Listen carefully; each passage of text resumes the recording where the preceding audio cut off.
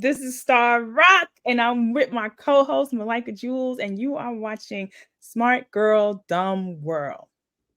Because the world is dumb, y'all. And oh my God, we had to hop on here. Y'all don't even know. I had to text. I was like, girl, can we talk now? Because the internet is hot. Because hip hop is having a reckoning. And what in the Diddy do? Apart. It's the Ain't diddler. pretty. What in You the know what I diddler? think about? There was a clip of Diddy from Halloween a few years ago, and he was dressed like the Joker. And like every time I see that clip, like he's like in the streets, just like being a menace. And I think he almost got into a fight with someone, and like Tyler the Creator. It's out there, but that was always so unsettling to me because I was like, this man ain't acting. Ladies and gentlemen, what we have is a predator who has been hiding in plain sight. Yep.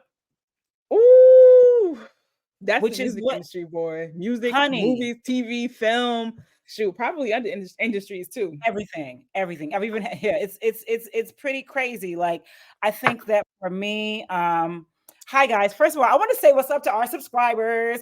Pew, pew, pew. We got a few more subscribers. Some of those are my homies. I definitely like send a text to the group chat, like check this out. I got a few more group chats I gotta hit up. We appreciate y'all. Look, we are showing up. We are bucking up against. We're being consistent. We're being consistent. We know it's not perfect. We don't care. We're doing it. We're talking how we talk. We're feeling how we feel. We love being here with you on YouTube. And apparently, I'm supposed to tell you to like, share, and subscribe before I even say anything. So and comment. I'm gonna do that. Oh yeah, comment, rate, comment, like, share. Well, like is rate. Like is a rate. Like, whatever. But all the things that make Al Gore's rhythm. Engage, share, please. Yo, tell us. Okay, y'all. So first of all, we're just here to share our opinions and kind of talk a little bit about what's going on because we're all consuming that information, right? But we're consuming it like on our phones. And I think we're having internal dialogue. And so what we're doing here with Smart Girl Dumb World is taking that internal dialogue, putting it on the external so that maybe folks can be heard, right? With their opinions. Like I know that, you know, I mean, I feel like the opinion right now about Diddy is pretty much the same across the board. I know that if you haven't, folks, seen the tape of him molly-whopping Cassie in a hallway of a hotel whilst wearing a white towel around his waist. Like he was a pro with that. Honey, that means that beating was light work. He was throwing that girl around like she was a tic tac. And that was the way she just laid there like she was playing dead like a deer. Look, I was traumatized. I've seen a amount of traumatic things in my life, and that goes down as one of them. And to see that woman barefoot crawling in a hallway after having escaped, like it was unreal to see. And I think you can even see online, there's an interview that they do like 2 days later, you know, on like a red carpet. Yeah. So then it's like to show up on his arm and to be that beauty, right? That stunning beauty, you know, that is supposed to make everybody go, ooh. But it's like, what's the cost of that, right? And it's crazy because like Wendy Williams used to say all the time, Cassie, if you're okay, blink twice. Ooh. I never thought she was joking. Wendy been trying to put us up on game about Diddy. I mean, the stories have been out there. The stories have been out there, but he operates like a mob boss. I definitely can recall in my time in the music industry and especially in New York, hearing about Diddy, hearing about the parties. Of course, I was never invited to them. I am a size 12 Black woman. I look like this. They not inviting me to parties. Right. I'm not. No, I used to get stories about people being turned away, boy. Like if you don't look a certain way, all the way down to like if it wasn't like from looks all the way down to like if it wasn't like pure white that you were wearing, like there was a lot going on. It's like I'm used to not being invited into hip hop spaces or Black male dominated spaces because I look like a regular Black woman. I am a regular Black woman. I love being a regular Black woman. I feel that I'm a beautiful regular Black woman. I understand if I'm not someone's preference, but I would just say that at this point, from the outer world, outer view where I'm at, it's like, baby, these preferences are getting hard life. These preferences are getting treatment that I would never want. Like between like a Jeannie Mai, who wanted to play in black women's face about bagging Jeezy, to a Kim Kardashian who wanted to be who would love to be Kanye. It's like now y'all are all single women or single mothers. You know what I'm saying? You're all, it's like the preference shit is a lie. To me, when I look at that situation with Cassie and what I've known and experienced in my life, you know, talk a girl up, tell her you're her preference so she can knock her down the goddamn steps and she won't say anything. That's what it's like to me, you know? And especially it's like, if you're dealing with someone else, right? Like Puffy was supposedly dealing with Kim Porter, right? That was his long-term partner. And even you know, you got to take things from on the internet with a grain of salt. But this woman, Cola Booth, just have a you just following. She's like an author, and I guess she used to be a model. Okay. Can you say I'm that sorry. again? I think your audio just skipped. You said Cola Booth? Did my audio go out? Her name was Cola Booth, or is it is Cola Booth? Yes. And she says that she was a model. She's an author. She was like one of Osama bin Laden's mistresses. She has a crazy following online. But she said she had an acquaintance with Kim Porter, and she said Kim had told her when Diddy started bringing Cassie around, he was doing that, like putting her on a pedestal, like, oh, you look better than her, because you know Kim is a dark skinned black woman. Kim is beautiful. She is or was a model, I guess, but he was playing that like preference politics with her. Oh yeah. And so I mean, and that's what I want to, and I mean, look, shouts out to the preferences. Y'all are so cute. I love y'all. You're gorgeous. I just want you to be aware, like, as you sign up for this, as you go into the compliments, just be aware, like, you're being used low-key as a tool of war. And there's the hatred of black women is at the foundation of it. And I would just say, like, and you know, with the internet radicalizing people, it's like, you know, just, I would say be careful. Like, it's okay if a man thinks you're beautiful, but if a man is with you because he likes your hair texture and skin color solely, and if a man is letting you know how much he likes that and how much he dislikes the women that look like him, sis, I want to tell you to run. And the reason I want to say run is because that is it's very nice to be complimented. I love to be complimented, you know, and a man who's attracted to me, he would prefer what I look like, right? But in this instance, we're dealing with a level of self-hate. You know, we can't say that, but let's be honest, like, let's put it all out there because it's kind of out there, right? We're dealing with a level of self-hate that looks like it just turns quickly into abuse. It looks like it turns because the tea is they don't like any women. That's the real tea. That's the part. They want women that they think they can beat on mentally and physically. Yes. And then somewhere in there, there's always the need to squash a black woman's confidence, especially if she's like a brown skin girl. You know, it's like, I even had a situation at my job, like just my like a teaching job that I had, where I was getting sexually harassed by the math teacher, y'all. Sheesh. It's a whole nother episode. I thought about doing a TikTok, but just let's stay focused. And it was weird the way he was doing shit. But then when things got weird, a younger coworker who was mixed, light skin with curly hair, green eyes, beautiful girl, he started doing the same thing to her. Right. And so I had to call him out on it. And then I had to pull her to the side and tell her what was happening. She's about 10 years younger than me. And she was like, yeah, he did say some things to me about how he thinks black women are unattractive in this. And I said, that's crazy because he looks like me. Well, there was an actor, I'm not going to say his name, that sexually harassed me in an interview. And this very same actor has stated things about black women aren't attractive. And so imagine my shock when I'm in an interview and he's in there talking about how stunning I was and how I was going to get him in trouble. Yeah, these men are, the short of it is these men ain't wrapped too tight. That's right. And you have to, and you can't just listen to the words. Like, a lot of time it's a power play, you know, a lot of times it's about like, in that instance, when I was getting sexually harassed at my job, basically the guy just hated that people loved me at my job. He didn't like it. And he wanted to decenter me, and he decentered me. He was showing me, I'm like, here we go. He was giving me over. So I'm a writer, right? So I was at that job as a writing teacher. He's like, you're the writing teacher, right? I wrote this poem. Check it out. Sexual ass poem.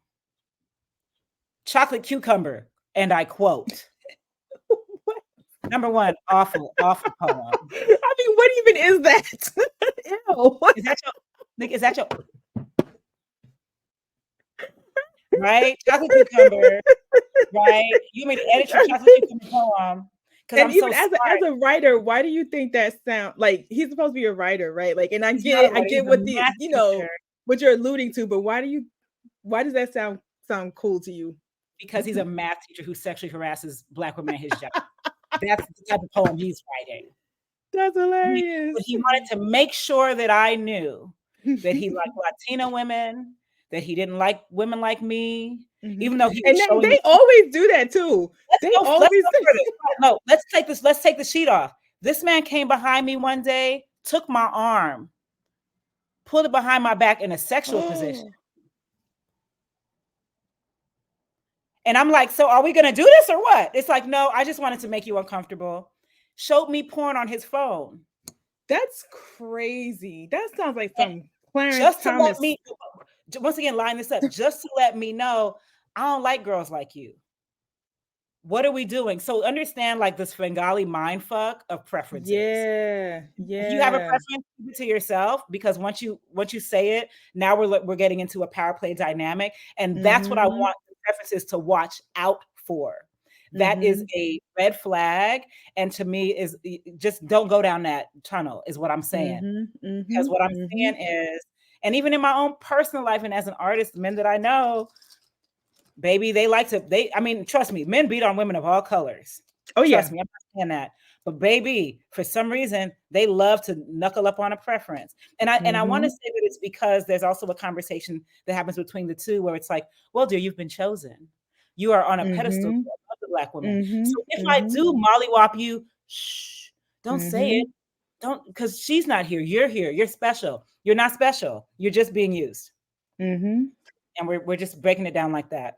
Breaking it down. But shouts out to the preferences. You look great. Well, that's me trying to snap. Girl. I can't snap my fingers, but I'm like, go ahead, girl. Yes, girl. You look amazing. You are cute, honey. Whatever you are mixed with, the curls are curling. But for us over here in 4C land, over us in melanin land, we know these men. As deep darks, Fenty 400s. Like we know it's like you're getting played. You're getting played, and then it's misogyny 10.0, it's the patriarchy 2.7, and it's like it's like, once again, they're not treating you right, and they're lying to you. They're going to treat you the same way they treat us. And then what happens if you have kids that end up looking more like them than you? Because that happens too. Well, then you'll see the self-hatred come out on how exactly. Yeah. And then you'll see the preferential treatment too. I wouldn't be surprised if a lot of these mixed kids, by the time they're teenagers, I'm not going to name the celebrity ones, but they'll probably be getting pimped out too. And it's like the danger. It's like being a preference is dangerous. It's dangerous. And I would say that if somebody comes to you with that, like, girl, just run, because Diddy clearly was telling Cassie, like, Kim Porter ain't shit. Look at you and your skin. Look at you and your hair. And she's like, okay, yeah, I'm the best. And let's be real, Cassie musically, like, come on. I mean, like, what is that? it's how she looks. A dark-skinned girl could literally. never. It was so nothing. Like, it was so like, oh, and now sing. Like, right. It was like, and now it's like, no, we know that you're not a singer. Like, we know. So once again, like, for Black women, we know the bullshit because we hear in the community. What I feel for, where I have compassion, and where I question, is when you don't have to be entangled in the Black community. Our community, which suffers from the ills and the effects of slavery, 400 years of various systemic oppression, we can't escape that, right? No one else has to deal with it. I will never understand anybody who signs up to be in that. I will never understand why you would look and say, for me, like, I love Black men, right? Part of loving and dating Black men is having a fear that they might not come home one night. So much that I deal with because I'm a part of my community. And I often wonder, when I see other women from other communities, I'd be like, why? Because it's chaos. Why would you sign up for that? Like, I'd be like, because for me, baby, if I wasn't Black, I wouldn't talk to none of y'all niggas. You know what I'm saying? Like, I'd be like, Black community, ooh, it's pretty rough over there. Yes, Black Lives Matter. Yes. Like, I would stay the fuck out of it. And I've seen white men use their privilege properly, right? Yeah. So imagine if you can date that and be with that, right? Like I've seen white men literally. Shoot, I'll never forget. One time I went to this. It was like a food wine and rum festival in another country, and there was a chef. He was like Canadian, but he was like a celebrity in Canada. And in the particular country we're in, it was in the Caribbean, and it was Barbados, but I just remember he had a name sort of in Barbados too. It was a white man, and he took a liking to me, right? Me and my friends, he just liked us, right? Like we met him on the beach, we were staying at the same hotel, and he was like, "Oh, come over." Like, so we joined him and his crew. All of a sudden, like they're giving us the VIP treatment, blah, blah, blah, blah. He asked us if we were going to this event. There was this big event. The tickets were like $300 or something. We were not going to that event. And he was like, "No, you're coming now." And we were like, "How are you gonna get in?" And he was like, just roll with me. So, okay. So we get dressed, we go with him. They're like, he's signed his name. They're checking tickets and stuff. He says, "Oh, he gives his name," and he's like, "They're my guests." Now, this wasn't the type of event where you came with guests. It was like you had to have a ticket. As soon as he said that, the lady was like, "Okay, let us in." And this is, I've seen this type of thing happen with white men more than once. Like they take a liking to you, they got you.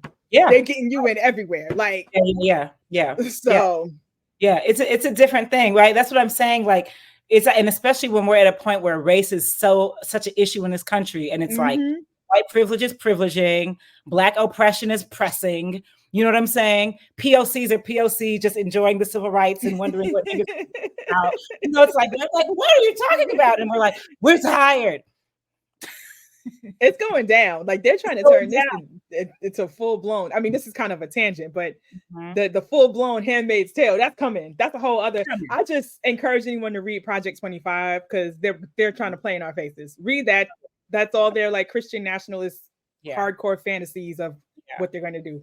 And anyway, I feel so bad for them because it's like if you guys only could have just made America on your own, then you could have had all of this. Like you could have had what you wanted, right? I want them to have what they want. You know what I mean? They obliterated the Native Americans. If you would have left the Africans, then you would have just been here. Like maybe you could have had that, but you had to go bring the Africans to build it up for hundreds of years. So it's like, okay, I understand you want pure whiteness, but let's just watch and see how that goes. Like, I'm just thinking, okay, let's see how that goes. Right. And I think about this too, like if we could have our own. So I'm a nerd. So in X-Men, there was a land called Genosha. Genosha was like where the mutants were allegedly able to go and be free. I say allegedly because the mutant haters still found them. Right. Like the government was like, y'all can have Genosha, go over there, be free, and still was going over there harassing them. And I feel like that would be the same. And you know who helped? Some of the mutants' own kind. Of course. Helped. And I just feel like I wish we could, right? I wish we could have a place not like Usville, not like us land or whatever. Wakanda. But you know what would happen with that, right? Yeah, we could have been left alone, but y'all wanted to be. Yeah, they don't seem to understand. Like that's what I'm like, oh man, like I'm like, you did have an all-white world. It was in Europe. You had that. That's why I'd be like, look at what happened with that, the plague. Which I mean, feel free to go back and enjoy another plague. You know what I'm saying? And not taking baths. Feel free to go back and just take that number 1 and 2 and throw it out the window and let it land on the street. How you do? Throw a little perfume on and keep it rolling. You know what I'm saying? Eat some raw meat. Oh, we got up the preferences. But I mean, the preferences kind of come into play though, because that mixed world, they don't want that. They don't want that. My heart goes out to the Cassies, the Kim Kardashians, the Jeannie Mai's, the women who let ninjas talk them into thinking that they were exempt from poor treatment because they were not Black women. I just want to take and end up becoming baby mama number 6. Honey, it's like, and I remember it's like when I think about how when I had that little crush on Kanye when he first came out, and then when it was like very clear lyrically that he didn't like women that looked like his mother, and I looked like Donda with that, and I remember just being crushed and being like, huh, and it's like, so you crushing little Black girls' hearts all day, you don't give a fuck, you don't care, So, but shouts out to the preferences. I know it's hard, but also like, You don't have to, sis. You really You can don't. everybody else. You don't have to deal with the Black community. The Black community, like we're struggling. We're struggling right now, especially. It's really difficult. And I think it would be nice if we would be left alone to deal with our issues, but we know that's never going to happen. We're so far grown and jacked up. Yeah, so that's why for me, I'm like, join the community if you want to, but just remember, you don't have to. Right. Right. There's a whole nother community that you come from that might be a little more positive for you. Mm-hmm. Mm-hmm. Maybe because that colonization Christian national stuff ain't cool either. Like they don't like women either. That's a whole other thing. But that's why I say ultimately do what you want, but just know that just know that beware of a Black man that tells you that try to pedestalize you. Because Starr and I have been the Black women on the other end, where that Black man takes your existence and weaponizes it against us. Mm-hmm. And you might not know that. You might not know that. You might not find that out until you have a daughter and her hair comes out a little more kinky or her nose is a little more dark and he starts to be her dad. So it's a real thing. But you look cute, girl. Wait. Don't even need to really know how to sing. You know what I'm saying? Just show up. Right. Nice. Black bitches over here working. Right. Repeat. working. Trying hard as hell, right? Crumping and shit. They be like hitting notes on top of notes on top of notes. They'd be like, I really like what she did, but she needs to be light skinned. Something's missing. What's missing? She's not light enough. I just want to let you know that smart girl, dumb world is unabashedly two highly melanated queens in your face, baby. 4C up in here. You feel me? The darkest shade on the foundation up in here. 400 Fenty on that ass up in here. You know what I'm saying? Black mama, Black daddy up in here. You feel me? Like that's what this looks like. It's two Black women on the screen. Hip hop don't like that. Hip hop has edged that out so hard, and I just think it's funny how as we have watched hip hop edge that out over 30 years and replace it with preferences, and now we just see the preferences just getting mollywopped. And half the preferences are just copying Black woman aesthetic, specifically Black hood aesthetic, Black hoochie mama aesthetic. Right. We know we're the queens at this point. Please keep copying. You're making my head very low. I'm very confident. I'm more confident than I've ever been. You feel me? I feel very confident. So I love it. I'm never going to copy what they do because it's not. You get to be off to the side chanting, "They not like us." Right. Speaking of, they not like us. They not like us. They're not like us. And I love that Kendrick brought that up. So y'all know I was not knowing about. I was so lost. Remember last week I was lost in the sauce, y'all. Yeah, watch the last episode. Wait, I had to catch her up to speed. Now she's up to speed. She went and listened to Not Like Us and caught up. And this is a Cali girl here, so I'm all up in it, and I'm loving this. I'm loving what's happening. Hip hop's reckoning is a real thing, y'all. Look, what's been amazing is what I'm calling the Kendrick Lamar effect, because apparently now this generation of hip hoppers is into lyrics. I'm gonna like right now. The thing that hip hop was all about, like not just vibes. Like, let me find out, because I've seen a few people talking about they have kids that are like, this Kendrick song makes them want to listen to lyrics now. Because the crazy thing is, Kendrick Lamar is technically old school, by the way, by these for them teenagers and young adults. He's like old school for them, which is crazy. Great. Yeah, but the kids are suddenly into lyrics, and like, I want to just share a personal experience that I had. All right, y'all. Look, I know right here is say recovering female rapper, and let's talk about that a little bit. Okay, now. I love rap. I love hip hop. When I was participating, it was a blast, right? But of course, there were ceilings for me for various reasons. Didn't have the look, very lyrical, storytelling, intelligent, not skinny, not light skinned. Honey, I had every card stacked against me. I didn't care because I loved what I did, right? But when I stopped, like when I turned down the rap part of myself, part of it was because I would say from the years of like 2011 to like 2016, every time I performed, I could feel the audience dropping out of my lyrics, not having the attention span to follow, not wanting to hear all those words. And sometimes I'd be up there thinking to myself, oh my God, there's so many words in this rap song. Like even I was exhausted, all the lyrical content, right? And so for me, I was like, well, I'm good. I don't need to rap anymore, right? But I love the raps that I made, and I love to say them, and I love to dance around on stage and do them.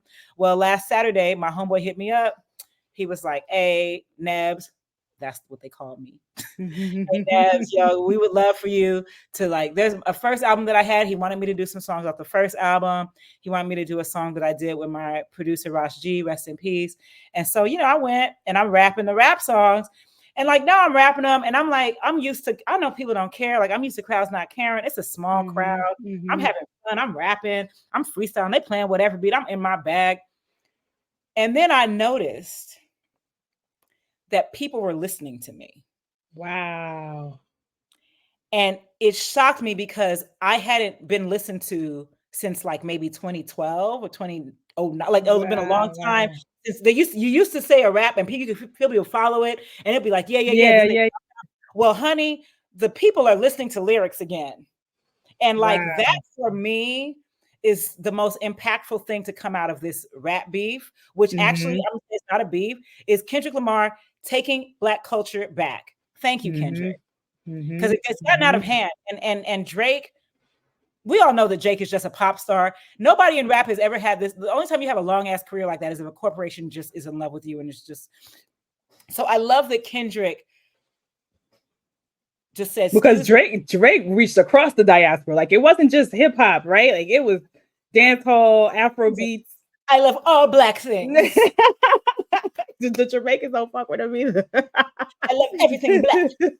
nigga. He's like, he's saying all the words, and then you hate Black women, and you know what I mean? But you're so it's like, it's like we're in this weird self-hate dichotomy that is it's using Black women and Black culture as foundation, but also telling Black women that you're unworthy, you're trash, you're not enough. But also we love your style though, and we need your voice, but not your face. And we need your essence, but not your body. And we don't like your body, and we want your body on her body. So like after maybe being pelted with that for maybe the last 20 years, people are sick of it.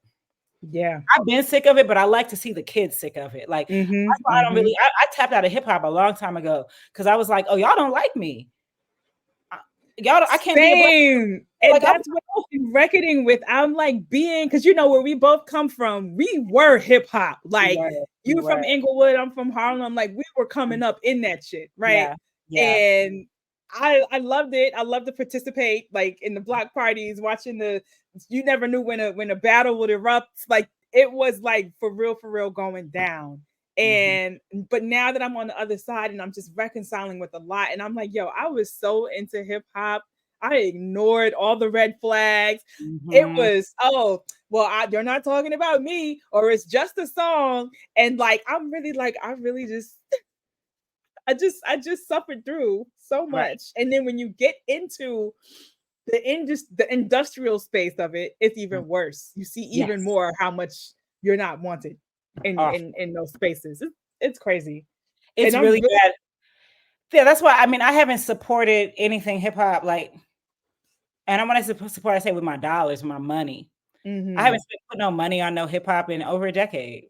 Wow. I'm definitely trying to be more intentional about who I listen to, what I listen to. I do mess with Rhapsody. Have to throw that in there. Yeah, shout out to Rhapsody. He's holding it down. Holding it down.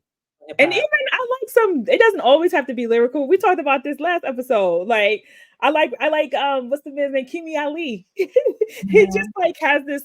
He's a rapper, but he has this like pimp alter ego, and he even said in interviews like that the alter ego was an accident. Like he just was like rapping off the cuff, being silly. But and he does say some typical like misogynistic type stuff. But actually, is it misogynistic? I don't know. It's raunchy. I'll say that it's raunchy. Yeah. But I like it. It's just fun, right? So it doesn't always have to be. Well, variety is the price of hip hop. Like when you look at the era, like the variety is. That's why in the 90s it wasn't too much discussion about the misogyny, because you had like your misogynists, but you also had your people who were pro-Black and pro and like you had enough variety to where it was like, oh yeah, but when it became so homogenized, and the homogenization is what made it easy for somebody like Drake to come in and usurp it, which is why his move of They Not Like Us is so brilliant, because what he does is say, I'm just going to go into my cultural Los Angeles bag and get this West Coast beat and do this West Coast rap And I'm sorry, Drake, is there a Toronto sound? Oh, there isn't. Oh, you can't. Exactly. Because you're outside. Exactly. Because you're a guest in the hip hop space. Exactly. You're a Like guest they like the chant "Not Like Us" is such a gift. It's such a gift. Forever. And Van Lathan actually brought up a great point, which was that Drake, he thought he had LA. Drake had Hollywood, right? Not LA. Don't have LA. Two different things. Drake and I knew that from life. my time that I've been in LA, right? Like the very Drake first never time, even get LA. Right? For several reasons. Estimate like the Black cultural influence and presence in LA for sure. Oh, we are always getting overshadowed by Hollywood, but we're always steadily making our own culture and craft right up under the Hollywood sign. We know that Hollywood is BS. We know it's like, even for me as a comedian now, like when I go up to Hollywood to be at the comedy spots, I kind of be up there like Hollywood is lame. Like, if you're Black, if you grew up in LA Black, like Hollywood is lame. Hollywood is lame and it's anti-Black. So why would I give my energy to it? So if you have Hollywood, that's not impressive to us. You know that Hollywood goes to whoever bids the highest. Like exactly, we know giving the greatest gifts and talents out. Like exactly, so it's like he got really cocky because corporations support him. But Kendrick was like, and my culture. And I want to shout out the line, "We're sick of hearing you say nigga," because guess what? I sure am. I'm like, who is this man? Who is this Jewish man? Who is this pure? Like, I understand that your daddy had a preference. Once again, I understand your daddy had a preference, but for some reason you're leaning on all what he gave. Like go, like see what is in your mother's culture that you can bring to us. How about that? What can you bring to us from white culture? Other than vulturing. Like, it's like I think it's time. Just time's up. But I'm here to say, like, yes, y'all, I experienced it firsthand. The people want lyrics again. I was shocked. I was like, oh, I'm about to be rapping. Yo, when y'all hear my fuzzy wuzzy was a bear cover, son. That's gonna be funny.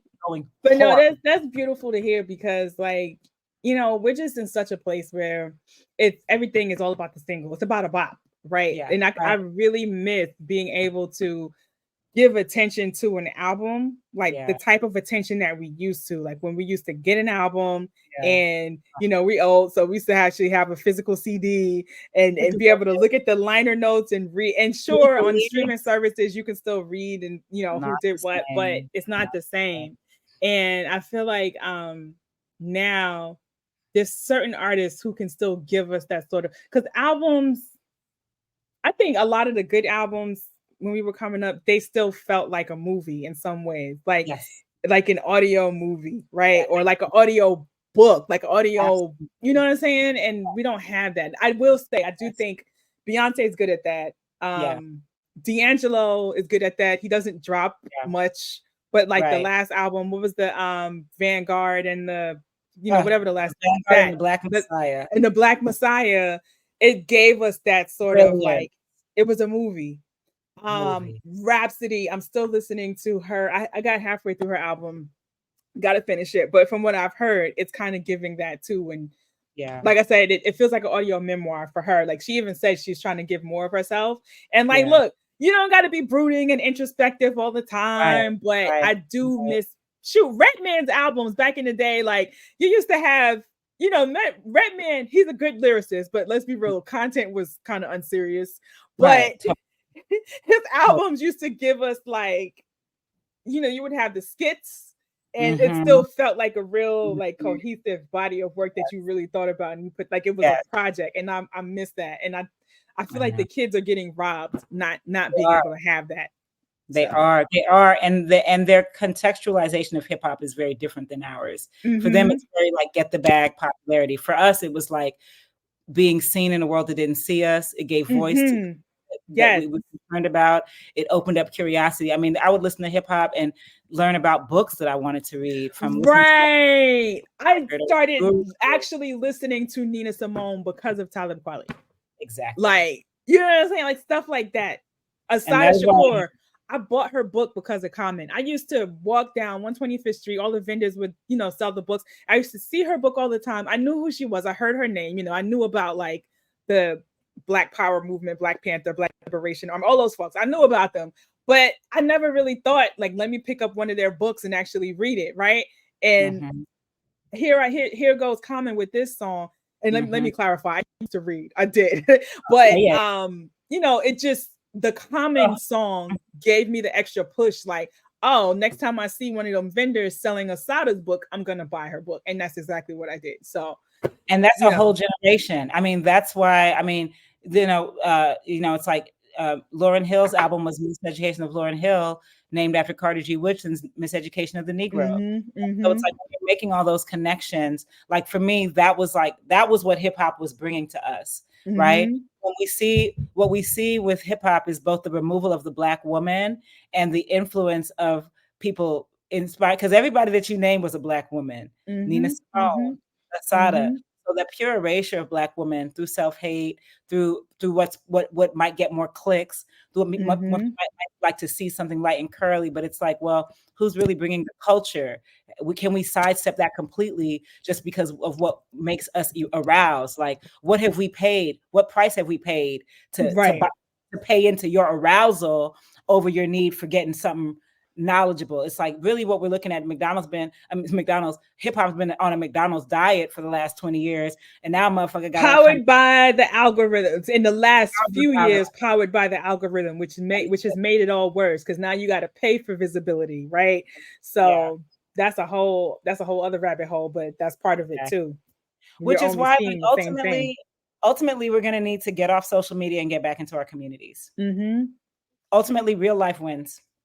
Social media, it wasn't here 20 years ago and it could be gone tomorrow, like social media. You know what I mean? Somebody could literally turn it off. Like we could get hacked one day. Honey, if I could, I would. I would do it. I would do it, and y'all would and I would just disappear. They'd be like, "What happened to Malaika Jules? She took down the internet and moved to Cambodia." Like, I would take the internet down, baby, because I don't see the world getting better because of it. I see it. It's getting much worse. It's crazy that we have all this information and are getting dumber as a people, because with this information, with the way the internet is set up, it's so easy to manipulate and to lie. And we see a lot of people getting online lying and telling half truths. And it's a scammer's world. Yeah. It's a scammer's world. It's like it's too many scams. It's a snake oil salesman convention on the internet. So it's like, even for me in my own life now, I'm going out more and connecting with people again more, because I'm like, okay, quarantine is over. The internet is toxic. Even my social media, my Instagram, I don't have many followers. Follow me if you want me to be popular. I actually don't care about that shit. It's whatever. I post when I want, but it's like, when I do post something, let's say I have 1,000 followers, they'll be like, this post has reached 50 people. So like, what is this product that I'm using? Right. Exactly. Product is trash. Exactly. My email list goes into every single inbox. Right. So I'm reverting to email list again. And when I was in my rap days, I had an email list, and I still have those people's emails. And if I'm ever popping up with something in my rap, I will email those people. See? And they'll get it. But a social media post, will they get it? Will they not? It's unfortunate that we've just entered this era where it's just all about the bag. Let's get to the bag culture. All about the bag, all about visibility. See me, look at me. Do anything for attention. Attention is the currency. And so even if it's negative. Andy Warhol predicted this, but he sure did. Andy Warhol was like, I remember the quote. You're right. He was like, in the future, everybody's gonna have their 15 minutes. And now that's all people will care about. Yeah. And it's 15 minutes, 15 clicks, 15 likes, 15. It's like, and that's just where our society's going. And we're obsessed with celebrity, but it's like, what I hope for us is that we can appreciate the people that are around us. We can appreciate ourselves and just cool it off the social media, because at this point, they're just stealing your information, selling it to the highest bidder while you post a picture that 5 minutes. Now it's stupid. AI is crawling the web, looking for using your photos for training. So yeah. My thing, whenever I type in Google Docs, I would always be typing in Google. I'd be like, this is not just for me. I'd be like, somebody's going through my stuff. I'm like feeding AI all the time. They're like, in 10 years, I'd like to write a poem like an intelligent Black woman. Maya Angelou. It's a crazy world. Well, girl, we got to switch up. We got to talk about these Mary J. Blige boots, y'all. If you don't know, Mary Blige, who is like my favorite. And like once in a Same. while, like when my hair is done and when my outfit is fly, like sometimes people tell me I look like Mary J. Blige. You feel me? Like, wow. I love that. It's the highest. The girl was like, "You giving me Mary J. Blige vibes?" I was like, "What? Why?" Because I had on boots and I was dancing like this. You feel me? I learned how to dance solo style from watching Mary J. Blige. Like, it's so funny. I remember when I was so I used to be scared to dance in high school, like at party dancing, right? And I would do it, but it still was like I just always felt awkward, and I would do some stupid thing like just to kind of cover the awkwardness. And then one day I was like, wait a minute, I'm into hip hop. I'm that girl. Look at Mary J. Look at how so I started copying how she swags like by herself.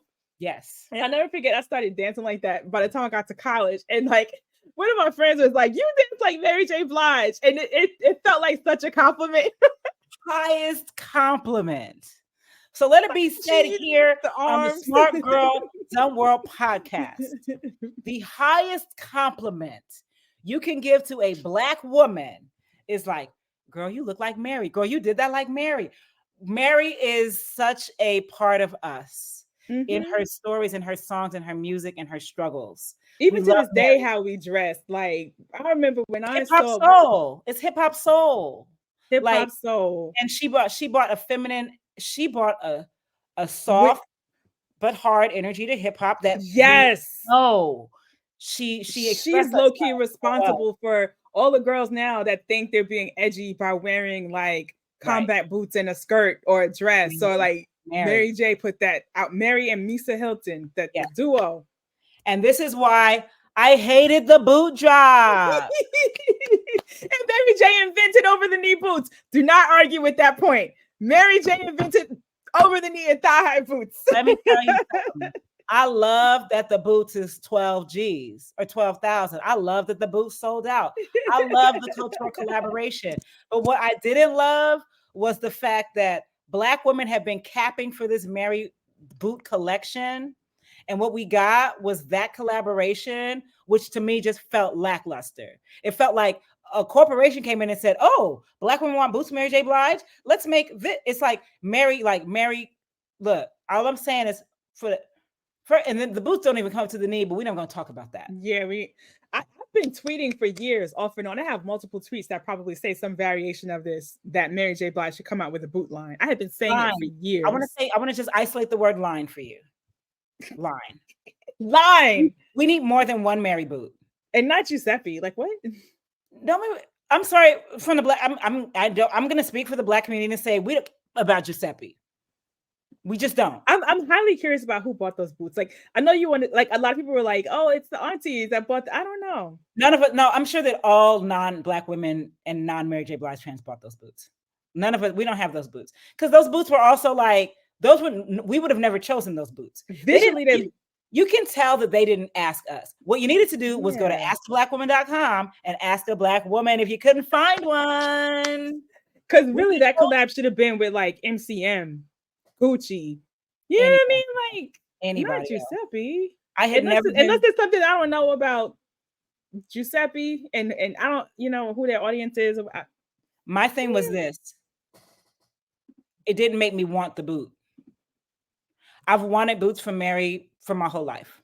When the boot drop, it's almost like I lost my erection. You feel me? For the boot, like I was like, wait, that's what you're doing? Like, wait, like right? I was like. And they should have been thigh high. I gotta go back to that point. They should have been thigh highs. Even the color of the boot, like, I mean, the boot visually, they give rainbow. Right. Which, by the way, aligned with rainbow would have been popping. Actually. Yeah. but that, that's neither here nor there. But it's like, yes, But she is more high fashion. I don't see her doing a rainbow. When she announced the boot drop, the boots that she was wearing looked cuter than the boots in the boot drop. Then that she dropped, right? I was like, well, what's she wearing? And then I also feel like I didn't see Mary in the boots. Yeah. I feel like I saw the boot we need to see Mary in the boot. Like, it wasn't enough. It was almost like they just took the algorithm where they say Mary boot. And once again, they won, they sold out. That's all they care about. For us, unfortunately, once again, the unfortunate part of being Black is our cultural connections to these things that are just capital gain for others, right? Yeah. So it's like, for me, the connection with Mary is probably unhealthy. You know what I'm saying? Like, I go to concerts, I sing out loud, no one's better than her, you know, blah, blah, blah. And like, but so being like a super fan that I am, and the fact that like them boots didn't make it on my vision board. That's what I'm saying. Like, I didn't know anything about the boots. Like, there was no lead up that I knew of. There was no, I didn't know anything about it until they sold out, and then like all the Twitter commotion started, because there was people were like beefing about like, oh, she should have made them more accessible. I saw that was an issue. But then somebody else said, these people get on Twitter and just put these engagement tweets out. But they had said something like, no one's checking for Mary, so why would she do what? I wish I remember what the tweet was, but they were just like, no one would buy boots for Mary or something along those lines. Clearly, once people again, would buy we're just boots discounting a Black woman. So again, but that's all the stuff. That's what made me even know that she put out a boot line. It was just like the fallout from that. So the drama, the chaos, right? I was like, yeah, there was no lead up to it. Did she do any interview? Not that she had to do interviews, but like, they didn't tease anything. There should have been more. This is how you just knew it was a cash grab, and they probably made $500. Definitely, because it felt disconnected from the people that it was very much disconnected. Yeah. And I was like, the tweets that I put out about her in boots always went viral. Like, people retweeting it, like, do this, Mary, please. Well, now I'm never gonna buy a boot. So if she comes back out with boots, you're like, you're good. I don't care. I'm not interested. It's just, I just lost it. I lost it. I was just like, oh, that's what we're doing. I was like, cool. So I'll just wear regular boots and dance like Mary, because Mary's not wearing Mary boots. So it's like, yeah, I'll just get some over the knee boots from somewhere else. I'll just do what I've been doing. But thank you, girl. Like, I love you. I'm happy. Like, great. Like, I know Kendu, you know, they sold out. Yeah. She got a very expensive ex-husband, so I get it. You know what I'm saying? But I was like, and you know, I would have dropped $600 on some Mary boots. I sure would have. Afterpay Klarna, I would have been like, what's up? I'm not gonna lie, I would have too. Easy. And when I would have walked out, I would have been stepping. But the way she do a little leg kick. But why? Because her fan base is Black women, it doesn't matter. It doesn't matter. Yeah, I don't know who did an excellent boot line? Missy Elliott with Adidas. What? Missy Elliott. Know about that. When I used to rap, I used to wear these almost to the knee high Adidas, and they were Missy Elliott boots, and they were my favorite boots, and they had Missy's face on them. You can tell me nothing when I had the boots on. I feel like I've seen her wearing those. I didn't know she had a line. Oh, she had a line with Adidas that was slamming. So it was like, so the Mary drop felt like a. I just Googled them. Oh, these are cool. Yeah, they're cool. The Mary drop, I was like, oh, y'all don't. I was like, oh, this is how did we take something that Black women asked for and make it for white people? I'm about to, you know what? I'm gonna start a Mary J. Blige boot line. I'm gonna make the boots that I think she should have made. Let me tell you what, Mary. Tell me if I'm wrong. We're gonna need at least one snakeskin print boot. For the Mary. That's what I'm saying. Where was like the leopard print, the snakeskin, and like even going back to like how I was like MCM or Gucci, it would have had like the MCM print or the Gucci print. That feels more Mary. And I mean, I don't know, maybe Giuseppe, I guess maybe I've heard it the name drop in hip hop, maybe. Yeah, I think Nicki Minaj is Giuseppe wants to be that girl in hip hop. They want to be that girl in hip hop. Yeah. Not that move. It was, to me, it hit wrong in every spot. Mm-hmm. And to the point where like I am no longer interested in a Mary J. boot line. And I think it's interesting that consumer mind works like that. It's like I don't think they realize how precious the drop was. They don't realize how precious Mary is to us. They don't realize that we like Mary's style. Mm-hmm. Mm-hmm. You know, those Giuseppes, they're cool, but they also what about them is giving Mary? Is it the color? Is it because they're rose gold? Yeah. I was like, this look like something that Giuseppe made? And they was like, yo, let's do the Mary. Right. Like, do you approve of these? Okay. It's like, they look like other Giuseppe boots. Now, my thing is maybe Mary's boots that she wears are Giuseppe. if that's the case, then as a brand, Mary, tell us. I collaborate with Giuseppe because I love Giuseppe boots. They're my favorite ones. Y'all are always talking about, I'm wearing Giuseppe. Now I want Giuseppe. Right. But Giuseppe just popping up with a Mary boot. I'm like, oh, am I even saying the name right? Do I sound stupid? No, you don't sound stupid. Because that's how I always say it too, Giuseppe. It's so for me, it's like, it was a missed opportunity. Might as well have been Vince Camuto. That's another one of those, like, even though Vince Camuto is probably cheaper than Giuseppe, but Vince Camuto is like a discount brand at this point. The discount brand. But that's what that boot looks like to me. It does. It's giving Vince Camuto. Damn it. And I've had some Vince Camuto shoes in my day. Shouts out to Ross, Marshalls, and TJ Maxx. Vince Camuto always popping off. Like, I got a 5 Vince Camuto bra panty situation, cost me $14.99. Still holds up to this day. Love it. But it's like, Mary, I love her, and I have a space for her where I just have to hug her and just say, I'm sorry, I don't have your boots. She's fine. And like, and those, I know she's fine. And but what it says now to me as a consumer is that I don't matter, and I wanted the boot line more than anybody. So I'm gonna go and buy whoever. I really wanted a Mary J boot line. I really did, honey. If she would have had, come on, she was wearing like some denim boots when she made the announcement that was way better than the Giuseppe's. That's what I'm saying. I always see Mary in boots way better than what came out. Like, what? It's like, that's how you know she's not being advised by people who have their ear to the ground. And then people like us who are part of the culture who have their ear to the ground, we're not mixed and light skinned enough for our voices to matter. So it's like, you just end up in this place where you're like, I want a Mary boot. And then it's like, here's this Giuseppe. And you're like, no. And that's basically what it is to be a Black woman in America of the hip hop generation. Right. You're like, you got it, but you lost it and you didn't. But no, now why do I feel disrespected? It's so strange. And now I'm like, I hate that I'm not. I used to be hyped for a Mary boot line. Line meaning more than one pair. Right.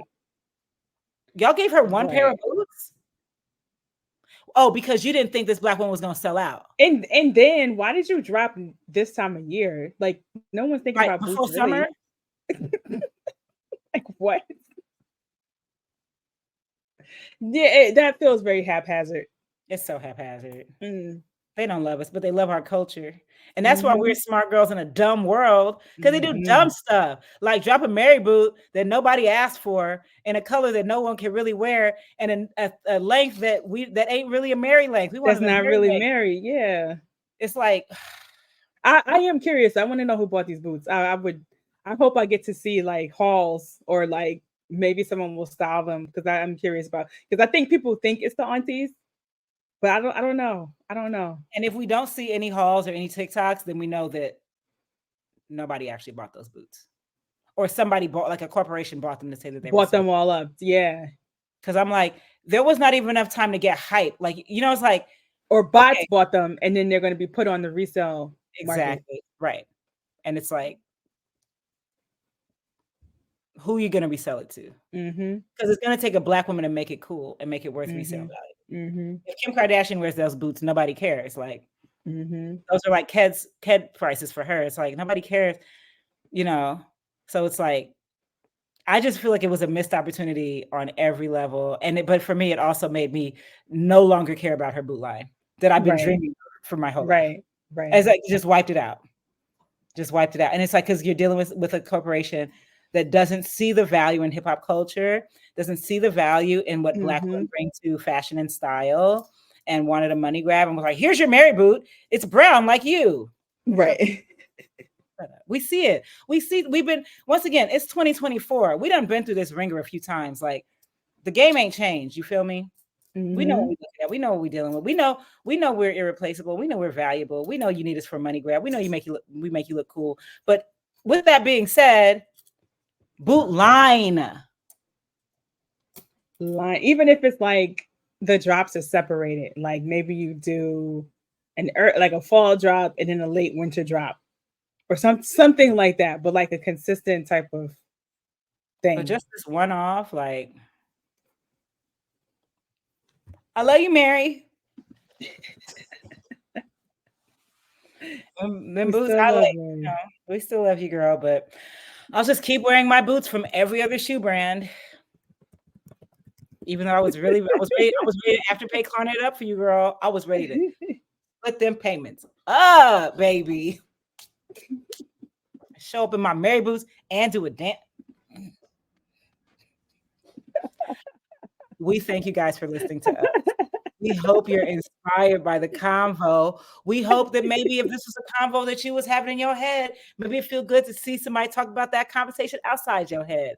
You know, we're smart girls, you know, and we live in a world where if we weren't doing this podcast, maybe our intelligence would be wasted. But no, we're on the YouTube.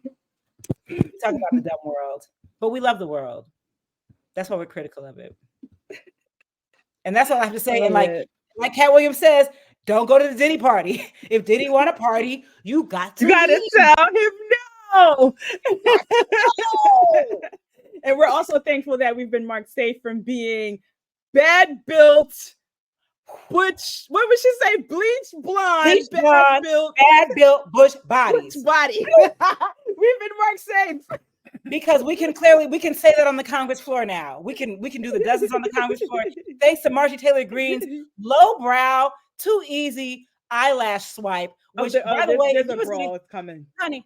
She got it so good. And she was, when the man was like, "Huh?" I said, "Yes. Leave sisters alone." Is that a what now? A what now? Bleach blonde, bad butch body. She said, "Girl, you ain't got no." You know, she had that in the chamber for a minute, like that. That's perfect what she been calling her every day. Was thinking about that. She was thinking about that. See, these people don't know. They don't know how we operate. Like I could tell, and how people are reacting to it. I'm like, oh, you've never played the dozens, and it shows. Yeah. No, she was thinking about that for a minute. Bleach blonde, butch bot. Like I was like, that's an exact description. I was like, that's perfect. And I was like, very specific. I know that it's like poor Marjorie Taylor Greene, like she only got the eyelash, the swipe wasn't even that good. She thought the eyelash, she thought she ate with that. But you did not eat. You vomited. You did not eat. You did the opposite of eat. You did an upchuck. That was gross. You got stuck in your mouth. Oh, Marjorie. Your name's Marjorie. Like, what's happening with the seriously. I mean, she's clearly like a foreign agent from another country who's here to agent of chaos.